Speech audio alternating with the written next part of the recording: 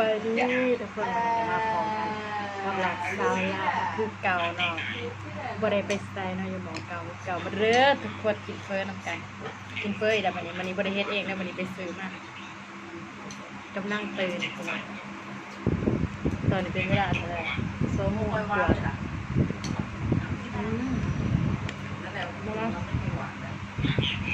มาคือน้ำกันเด้อรับทราบเขาถ่ายสบายดีแล้วทุกคนแซ่บๆกันกินอะไรกินเบียร์เลย เจ๊กงวะ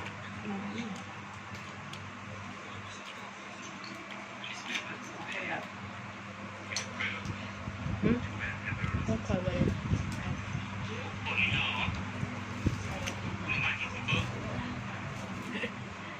จะสร้างอีดีหน่อยจะสร้างมา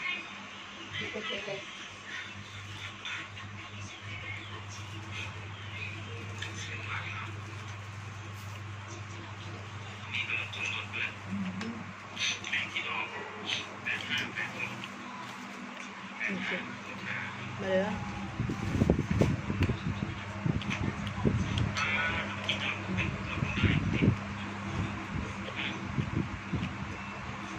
กินแบบเผ็ด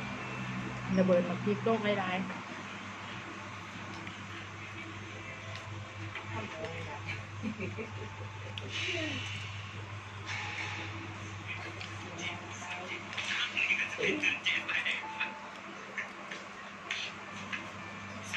หยุดไว้ก่อน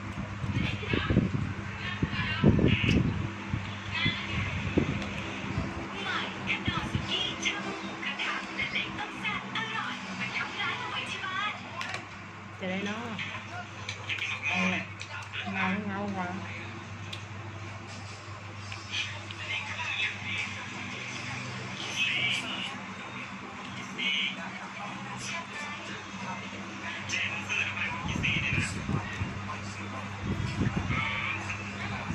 จ้ะ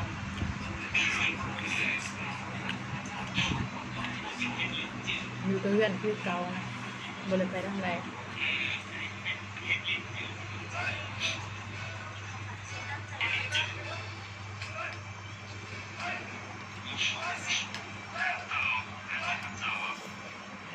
คำยังไง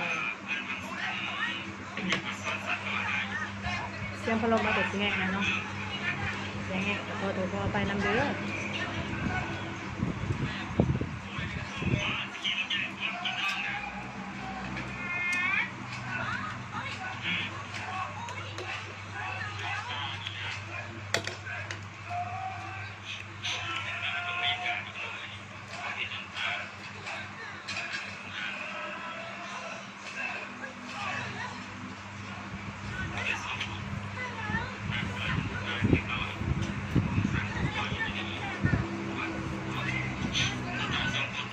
คือว่านั่งกินเป็นตัวอย่างเลยเนาะ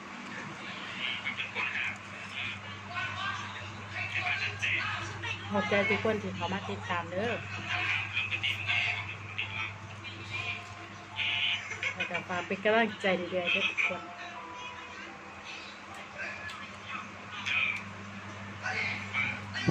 มาติดตามซองหน่อยๆพวกเรามือสมัครเด็ด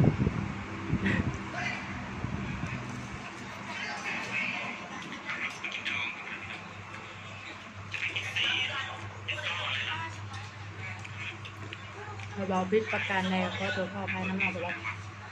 บางที่อาจจะแบบพ่อเนาะบอกว่ามวนจริงๆ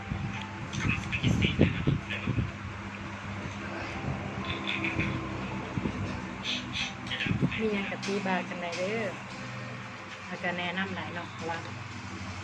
ฮัดเต็มนะ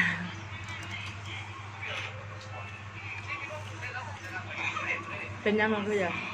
เห็นยูทูบเห็นคนอื่นเขาเห็นตายแล้ว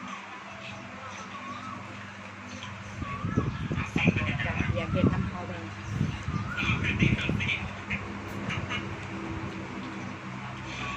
เมื่อวันคนเล่าให้เขาไลฟ์กัน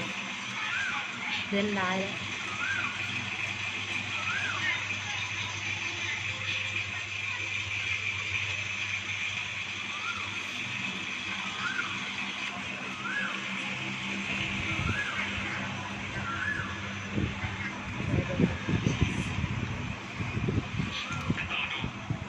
เบิ่งซีซันเผ็ดแห้งกินแล้วเผ็ดๆมันจังแสบจังสวง